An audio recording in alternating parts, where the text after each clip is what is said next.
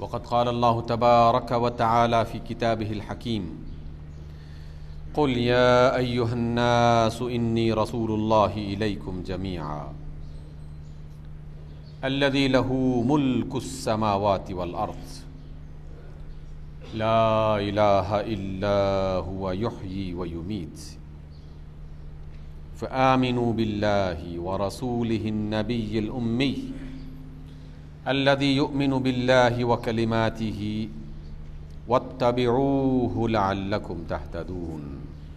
صدق اللہ مولانا العظیم۔ سامعین گرامی، رسول رحمت علیہ الصلاۃ والسلام قیامت کے بارے میں، آپ کی سیرت کے بارے میں، آپ کی حیثیت اور مرتبے اور درجے کے اعتبار سے لوگ اپنے اپنے انداز میں گفتگو کرتے ہیں۔ آئیے آج کی اس مختصر مجلس میں ہم ان حالات کا جائزہ لیں کہ جن میں رسول اللہ صلی اللہ علیہ وسلم کی ولادت باسعادت ہوئی تھی۔ جب بھی ہم رسول اللہ صلی اللہ علیہ وسلم کی ولادت باسعادت کے بارے میں بات کرتے ہیں تو عموماً گفتگو یہاں سے شروع ہوتی ہے کہ سرزمین حجاز گناہوں سے بھر چکی تھی، چاروں طرف خرابیاں اور بیماریاں موجود تھیں، ظلم اور شرک اور بد نظمی اور زیادتیاں ہر جگہ موجود تھیں۔ بات یہاں سے شروع ہوتی ہے، لیکن در حقیقت ولادت مصطفیٰ علیہ الصلاۃ والسلام یہاں سے شروع نہیں ہوتی، بلکہ اس کا آغاز ہوتا ہے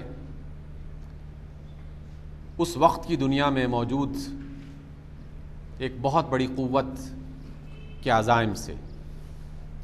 جس کو روما کی قوت کہا جاتا تھا، مسیحیوں کی قوت کہا جاتا تھا۔ رومیوں نے اس بات کا منصوبہ بنا لیا تھا کہ ہم نے ایشیا اور افریقہ میں پائی جانے والی تمام عرب ریاستوں پر اپنا قبضہ مکمل کرنا ہے، تاکہ ہمارا مذہبی مرکز بیت المقدس اور فلسطین کا جو علاقہ ہے، ہمارے ثقافتی رابطے جو اس کے ساتھ ملتے اور جڑے ہوئے ہیں، ہماری تجارتی گزرگاہیں اور ان علاقوں میں پھیلے ہوئے جو خزانے ہیں موجود، ان تک رسائی، تاکہ افریقہ اور ایشیا کے ان تمام علاقوں پر رومیوں کا علم لہرانے لگے، اس کے لیے پلاننگ اور منصوبہ بندی انہوں نے ایک عرصہ پہلے کر لی تھی، اور اس منصوبے پر عمل کرتے ہوئے قدم بقدم آگے بڑھ رہے تھے۔ بحر احمر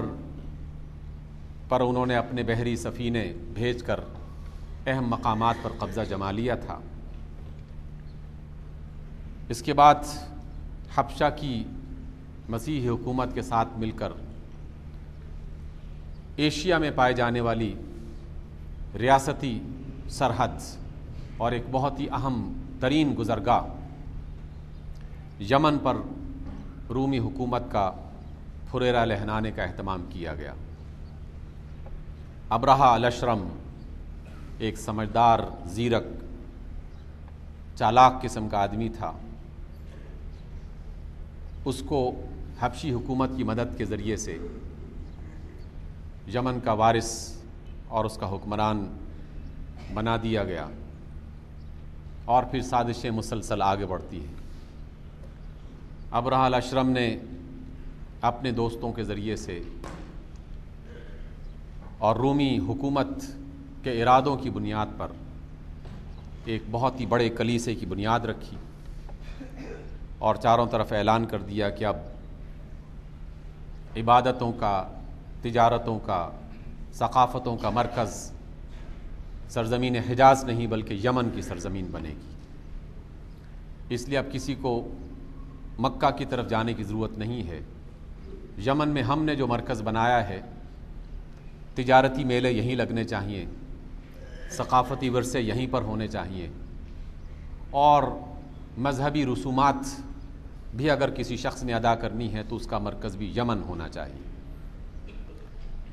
اس اعلان کے بعد جب اس نے دیکھا کہ قریش اور سرزمین حجاز کے آس پاس کے قبائل نے اس کی بات کی طرف دھیان نہیں دیا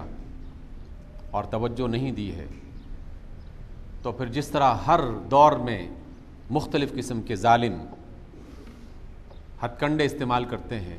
یا ظالم مختلف قسم کے ہتھ کنڈے استعمال کرتے ہیں، اسی طرح کا ایک ہتھ کنڈا استعمال کیا گیا۔ مختلف روایات کو اکٹھا کیا جائے تو اس کا نچوڑ یہ نکلتا ہے کہ ابرہہ نے اپنے ہی کچھ آدمیوں کے ذریعے سے اپنے بنائے ہوئے کلیسا کے ایک حصے میں آگ لگوائی،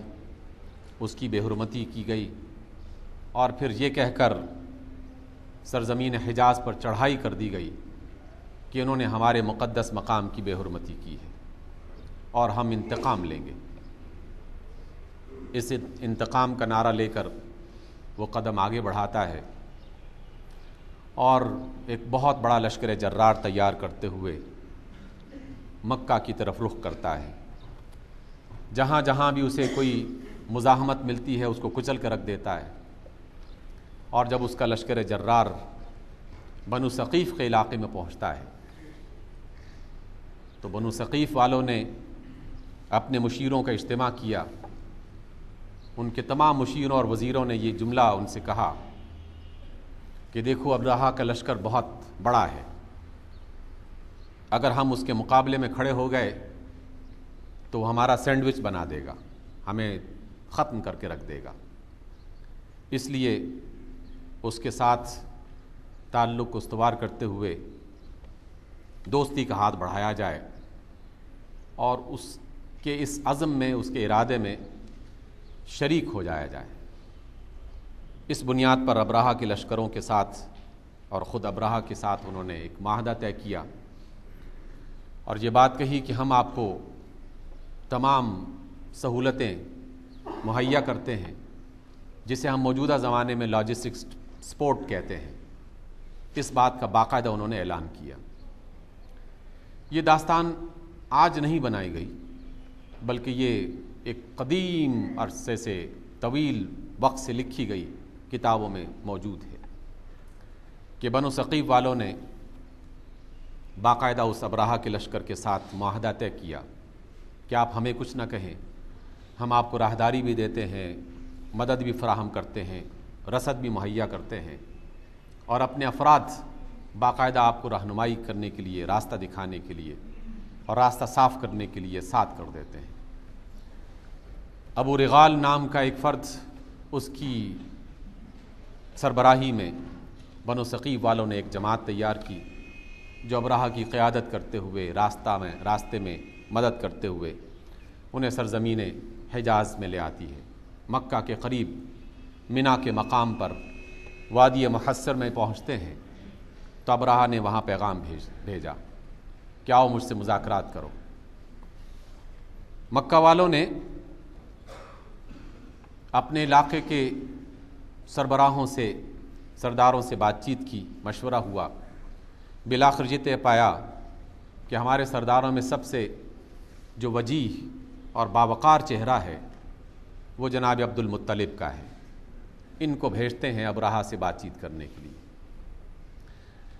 جناب عبد المطلب ابرہہ کے پاس جاتے ہیں، بات چیت ہوتی ہے، ان سے کہتے ہیں کہ آپ کو اتنی دور آنے کی کیا ضرورت تھی،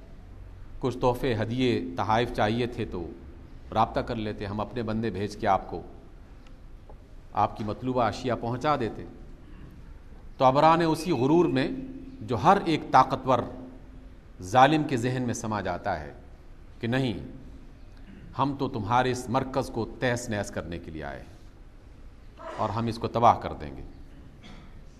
جناب عبد المطلب فرماتے ہیں کہ اس کعبہ کے ایک رب ہے اور وہی اس کعبہ کی حفاظت کرے گا، مجھے اس کی پرواہ نہیں ہے۔ یہ کہہ کے حرم کعبہ میں واپس آتے ہیں اور سرداروں کو اور لوگوں سے آ کے کہتے ہیں کہ جناب یہ والی بات ہوئی ہے اور وہ تو اس عزم کے ساتھ یہاں پہ پہنچا ہے۔ سارے قریشیوں سے کہا جاتا ہے کہ تم یہاں سے نکل جاؤ، اور پھر سردار مکہ جناب عبد المطلب باب کعبہ کو پکڑ کے اللہ رب العزت سے دعا کرتے ہیں،